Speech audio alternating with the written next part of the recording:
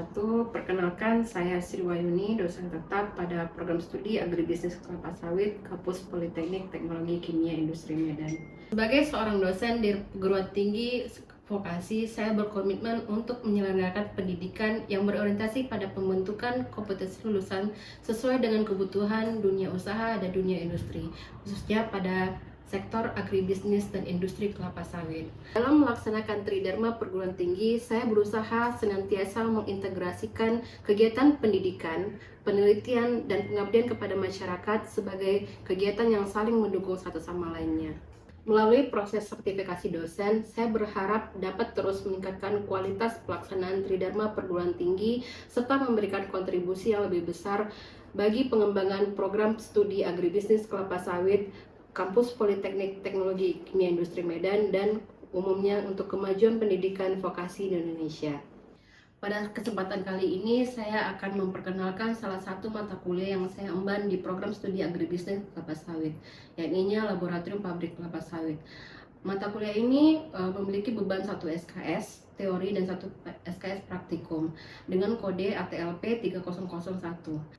Mata kuliah ini muncul pada semester ketiga, di mana untuk mengambil mata kuliah ini mahasiswa wajib mengambil mata kuliah pendahulu yaitu kimia analisa dengan 16 kali pertemuan, di mana 14 kali adalah tatap muka dan 1 kali UTS dan 1 kali ujian akhir semester. Terdapat 4 CPMK pada mata kuliah ini. Yang pertama adalah mendemonstrasikan pentingnya keberadaan laboratorium pabrik kelapa sawit serta standar mutu kualitas produk yang dihasilkan oleh PKS.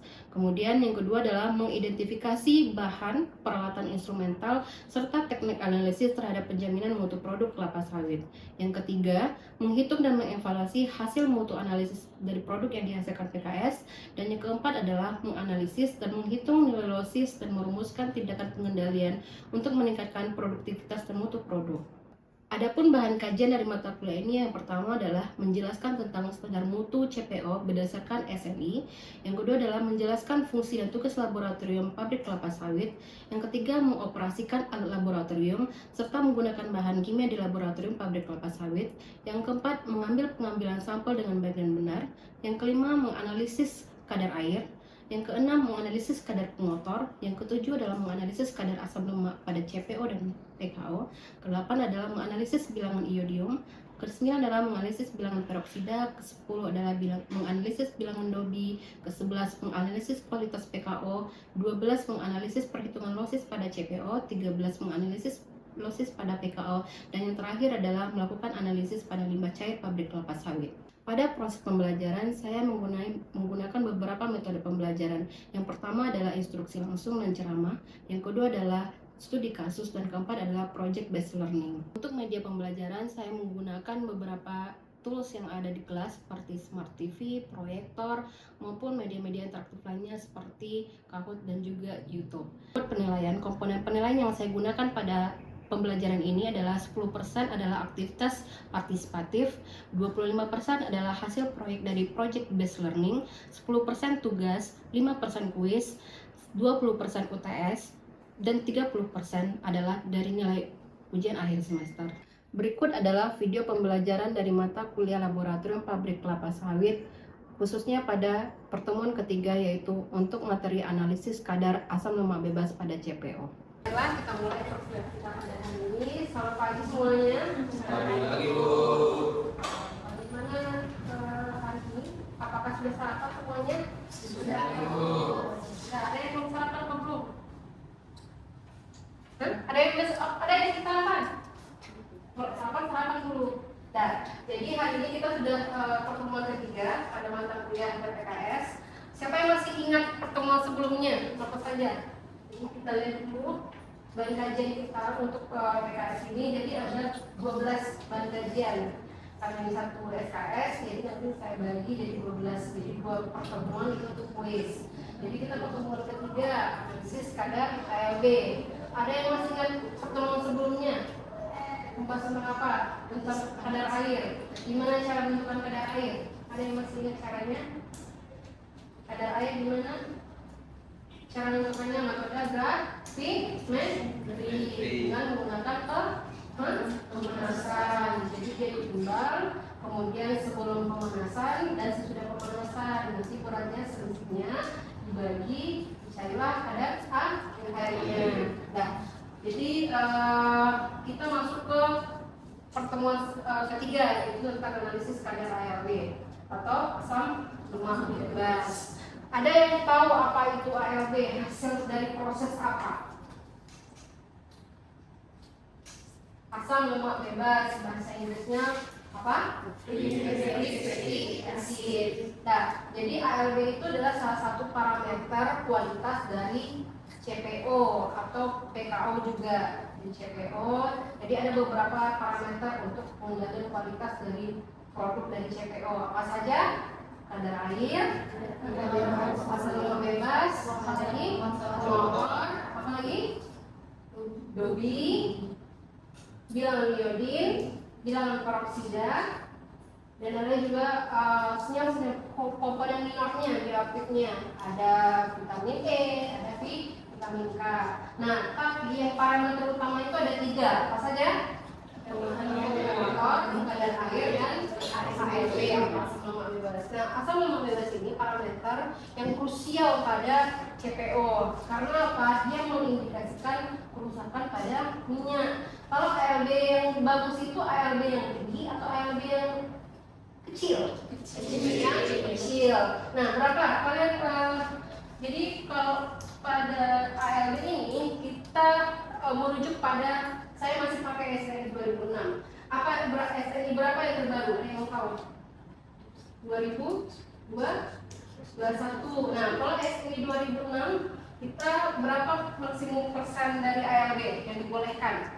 0,5 atau 5%. Nah, apa sebenarnya tujuan analisis dari ALD ini? Kita bisa menentukan mutu minyak. Kalau misalnya kadar ALD-nya tinggi, berarti mutu minyaknya tidak bagus. Kita ingin mendapatkan serendah mungkin. Kalau rujukannya SNI 5%, berarti di bawah 5%. Walaupun pabrik nantinya menentukan ada standar tertentu, misalnya di Hermita 3% misalnya, atau di Spindo mereka juga menentukan berapa persen. Itu tergantung persen pabrik standar yang pakainya berapa. Tapi kalau kita mau pada SNI itu adalah 5%. Kemudian kita juga bisa mengetahui tingkat kerusakan minyak, seberapa parah kerusakannya. Kalau semakin tinggi dia di atas 5%, berarti dia semakin rusak minyaknya.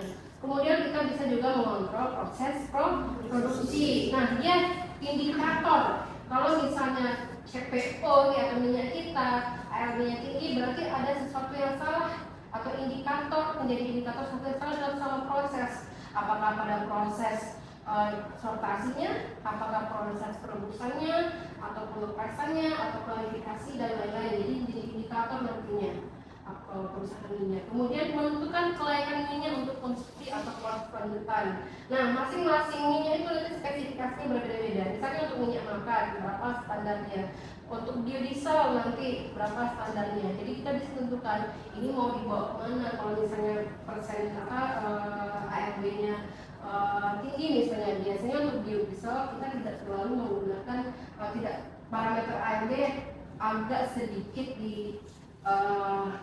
tidak terlalu dipakai lah, karena tidak terlalu berpengaruh pada kualitas biodiesel. Tapi beda misalnya dengan minyak makan, kita nggak bisa main-main dengan ARB kalau pada minyak minyak makan atau produk pangan.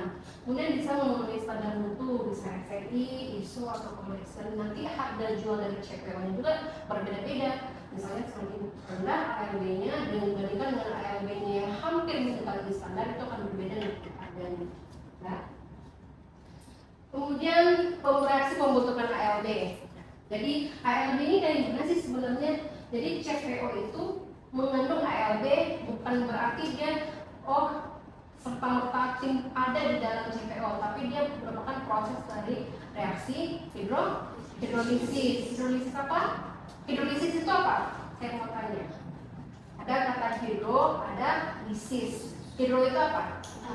Air. Lisis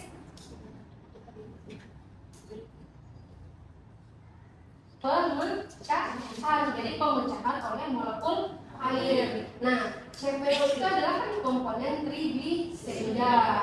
Trigliserida itu ketika dia bertemu dengan air, si molekul airnya memecah komponen trigliserinnya ini menjadi asam bebas atau asam lemak bebas. Yang jadinya itu kan trigliserida itu 3 ya, 3 gliserida itu susun membentuk komponen lemak trigliserida. Dengan bertemunya dengan air, kalau misalnya kadar airnya dari CPO kita tinggi, makanya nanti juga ALD ini dipengaruhi oleh kadar air yang kita pelajari sebelumnya. Kalau kadar airnya tinggi, minyak itu, maka otomatis nanti ALD-nya juga akan tinggi. Nah, karena apa? Proses hidrolisis itu berlangsung ketika trigliserida bereaksi dengan air. Jadi air memecah molekul trigliserida menjadi asam lemak bebas. Nah, asam lemak bebas inilah yang menjadi pengotor pada minyak. Minyak itu kalau kita inginkan dia komponennya semuanya full trigliserida. Jadi jangan dia sampai terpecah menjadi asam lemak bebas. Nah, asam lemak bebas ini misalnya ketika dikonsumsi itu tidak baik untuk kesehatan. Kemudian juga secara sifat fisiknya juga akan mempengaruhi sifat fisika tingginya dari lemak atau minyak nantinya. Kalau misalnya kita teruskan dia bisa menjadi produk-produk pangan, produk oleokimia, farmasi dan obat-obatan, maka harus dikontrol. Berapa tadi standar ditetapkan pada saat ini? 5%. Oke, jadi prosesnya itu dari trigliserida bertemu dengan molekul air menjadi asam lemak dan gliserol. Nah, asam lemak bebas ini lah kita hitung nanti berapanya. Bagaimana cara menentukan si asam lemak bebas ini konsentrasinya? Itu konsentrasinya adalah menggunakan analisis titrasi. Ada yang masih ingat titrasi punya analisa? Titrasi itu masuk volumetri atau gravimetri? Volumetri. Volumetri berarti kita menganalisis berdasarkan volume dari reaksi dan yang bereaksi. Jadi di sini kita menggunakan konsep volumetrinya dari titrasi asam basa. Jadi kita menggunakan menggunakan basa karena yang akan kita analisis adalah asam dari asam lemak bebas. Basa biasa yang biasa digunakan bisa NaOH, bisa KOH. Nah, untuk titrasi kan kita ada yang di bulat, ada yang di arlomer. Ada yang masih ingat yang di bulat itu apa namanya? Di atas apa namanya? Istilahnya ada?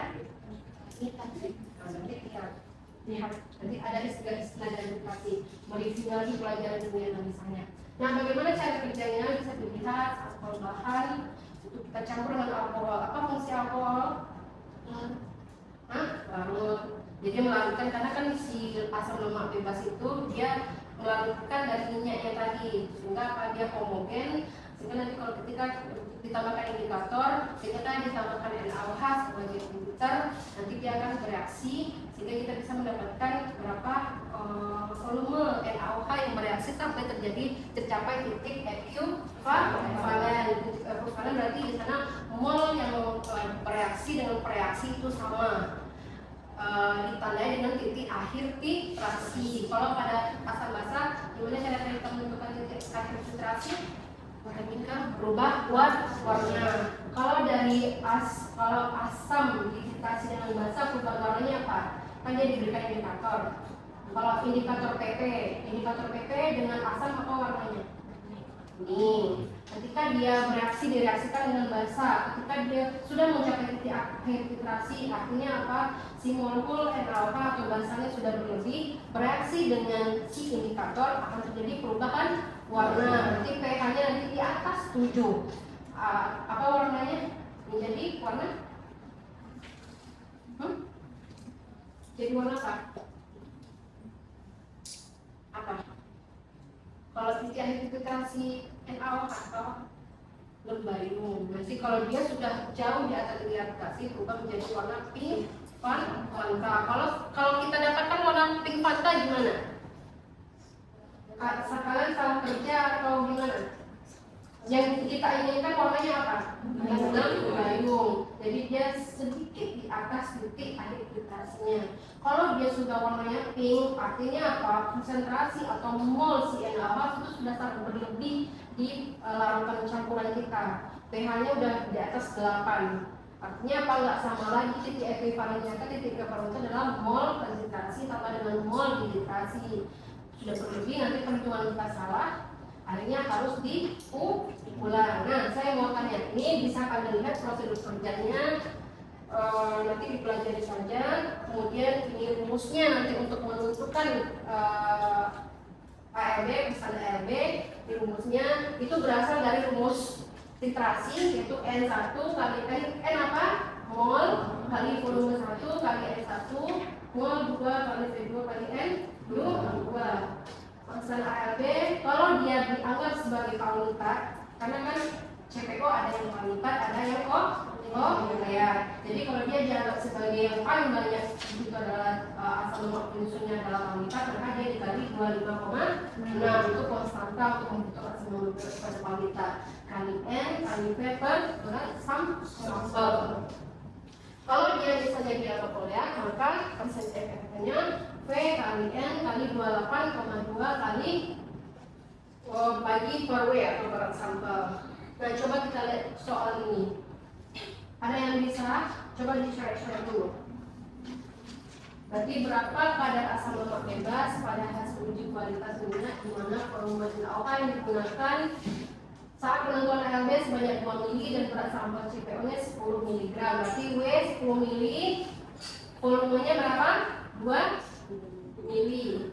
Kemudian larutan NaOH yang digunakan sebelumnya distandarisasi dengan menggunakan asam oksalat, didapatkan data V NaOH 5 mili kali V asam oksalat 1,67 N, asam oksalatnya nomor 1. Nah, gimana kalau kalian dapatkan data seperti ini?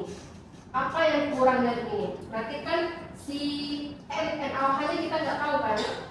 Jadi untuk cara kita mencari NaOH-nya, kita pakai dulu rumus V1 N1 kali V2 N2 untuk ini. Jadi V NaOH 5 kali N NaOH sama dengan V asam oksalat kali N asam oksalat 4,67 kali 0,1 bagi 5. Itulah NaOH-nya.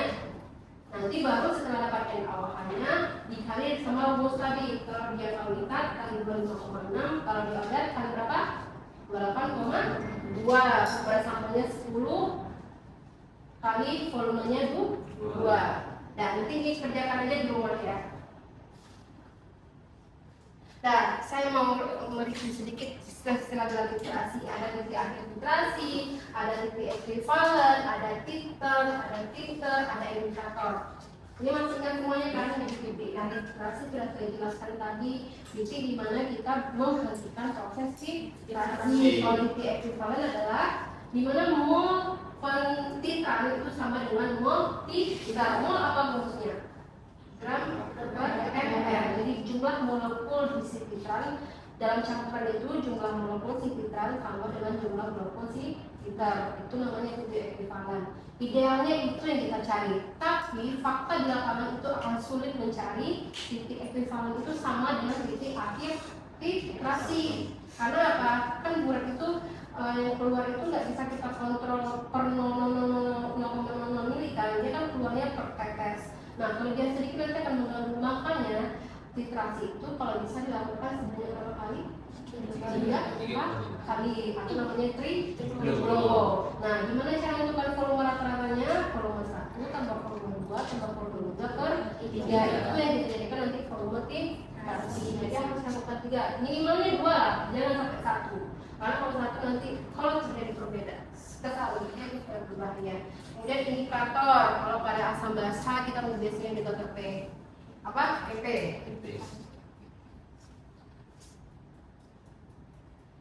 Nah, ini larutan sekedar pigmen, larutan sekedar sekunder. Ini sekedar nanti kalian pelajari. Kemudian selain titrasi, ada juga metode-metode analisis ALB lainnya. Jadi ada yang namanya metode instrumental, ada metode klasikal titrasi. Jadi ada kalau instrumental kita menggunakan metode kolorimetrik, kemudian ada menggunakan vektor kimia, ada menggunakan voltametrik, ada conductivity, pH electric method, kemudian untuk klasikal kita menggunakan spektroskopi. Nah, kemarin jadi saya pas ada acara ada pertemuan yang di Hotel Grand Mulia. Jadi saya ada di sana sekali ITB. Jadi itu pameran untuk industri semua yang ada industri kelapa sawit, baik yang jualan alat ataupun yang PPKS, BPDPKS. Nah, ada beberapa institusi pendidikan, salah satunya adalah ITB. Nah, saya sebut mereka, saya tanya, ini apa, Bu?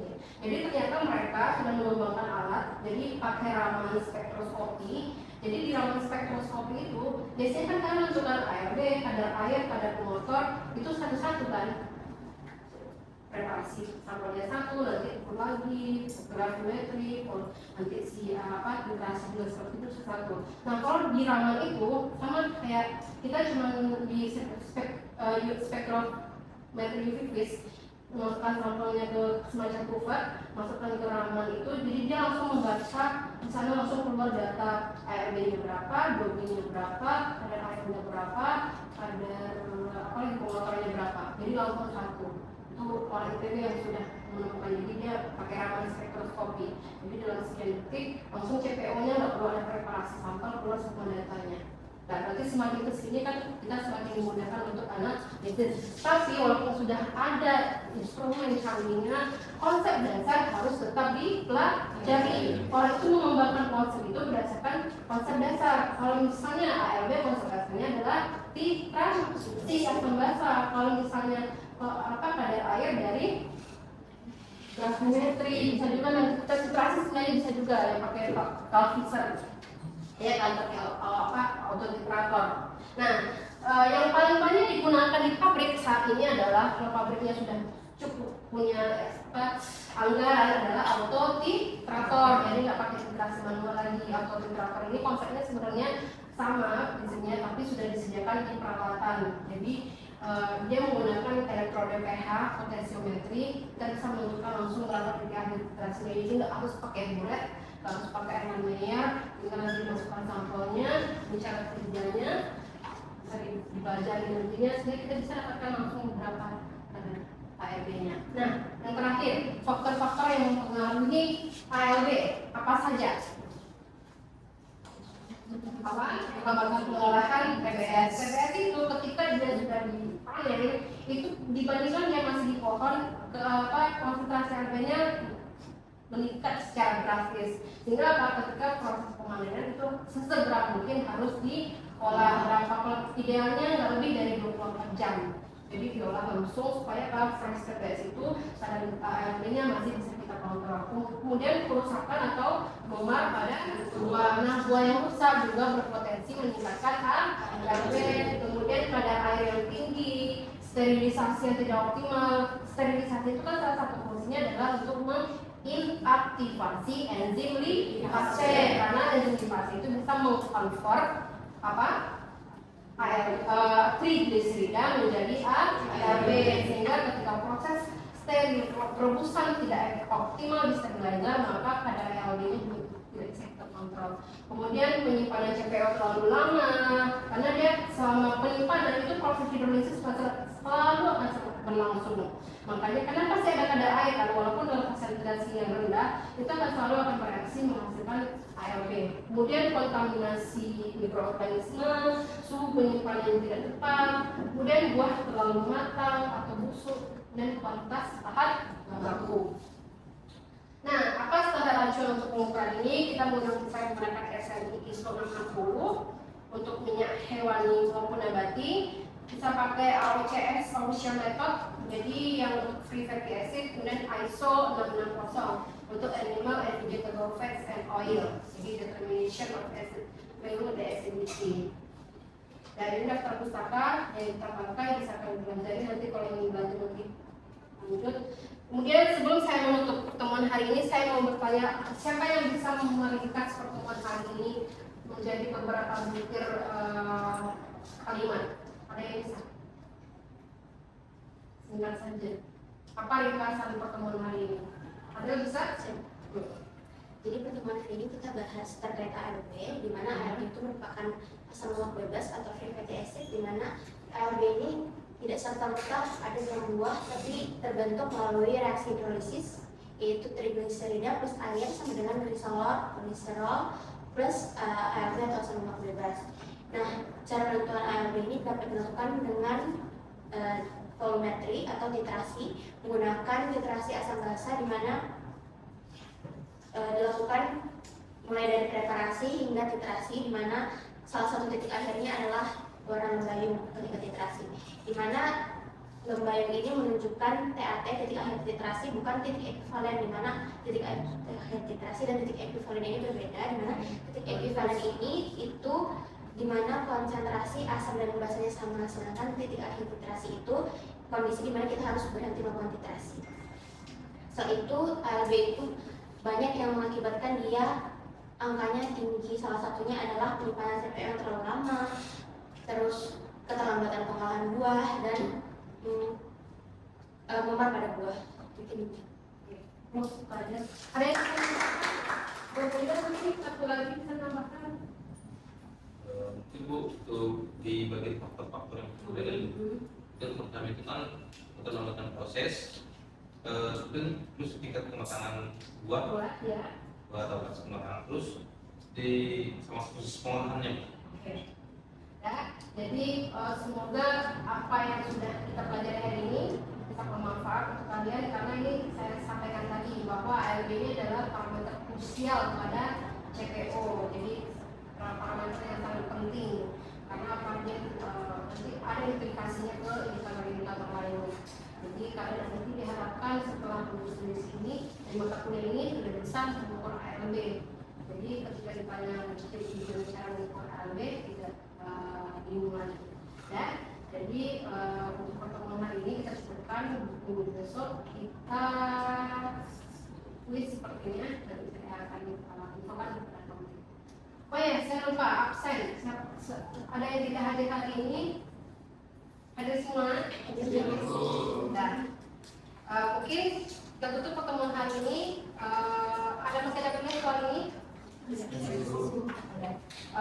tutup pertemuan hari ini. Saya ucapkan terima kasih pada adik semuanya atas antusiasnya dalam kuliah hari ini. Terima kasih. Assalamualaikum warahmatullahi wabarakatuh.